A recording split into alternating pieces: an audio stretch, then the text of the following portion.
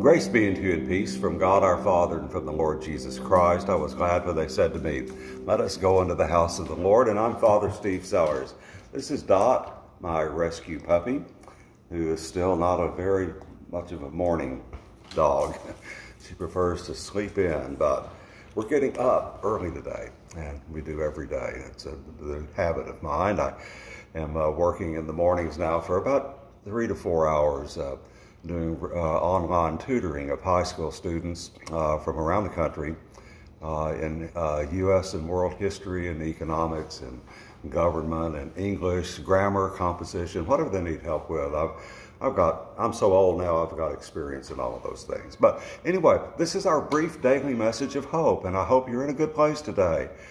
Today is the 21st of September, and that means that it is the feast day of St. Matthew the Apostle. We read about him at Mass today in Matthew chapter 9, where he tells his own story about how he was sitting at his tax collector's booth in Capernaum, and Jesus walked by and simply said, "Come, follow me."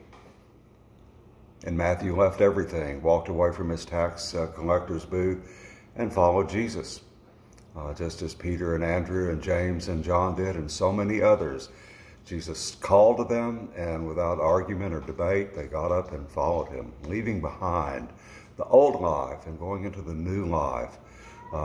As the apostles left the life of fishing on the Sea of Galilee to become fishers of men, so did Matthew walk away from his probably fairly lucrative position as a tax collector, and a despised person at that in the eyes of the Orthodox Jews, because he was a collaborator with the people in authority, including the Romans, to help collect their taxes from God's people. And Matthew walked out of that life and followed Jesus. And we're told in Matthew chapter 9 that later on that evening, after he had followed Jesus, he hosted Jesus at his own house for a dinner. And the proper authorities of that day were incensed that Jesus ate with tax collectors and sinners. And they must have expressed that sentiment to Jesus, because he responded to them by saying, I've come to call not the righteous, but sinners.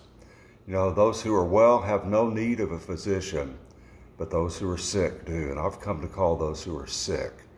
And of course, he was talking about being sick of their sins, sick of the old life that led them in the wrong direction. And so our challenge today is that Jesus still calls to us, and we know that there are people who don't respond. In the Gospels, there were people who did not respond when Jesus said, "Come, follow me." We know of one, a rich young man, who was given the apostolic summons, where Jesus said to him, "Come, follow me." But he did not, because he was not willing to part with his old life. Now, when we follow Jesus, we embark on a new path, a life of compassion and mercy and grace. The world still doesn't know or understand those things. The world is angry, bitter, broken, divided, as it has always been. But there are those who stand out, not because of their mighty works of power, although some do, but it's because of our humility and compassion and gentleness and kindness, while all others are going crazy. And you've been given that call too. So let's be compassionate and kind today. I was thinking of Lesbia Scott's wonderful old hymn,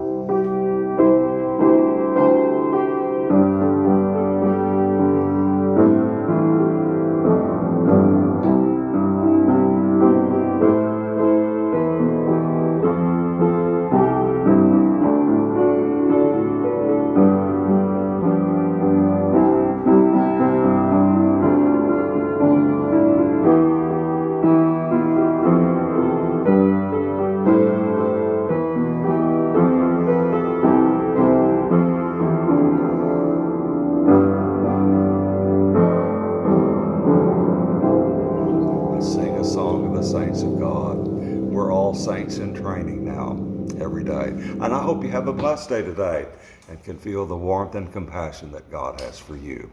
And hopefully Dot and I will see you here again tomorrow.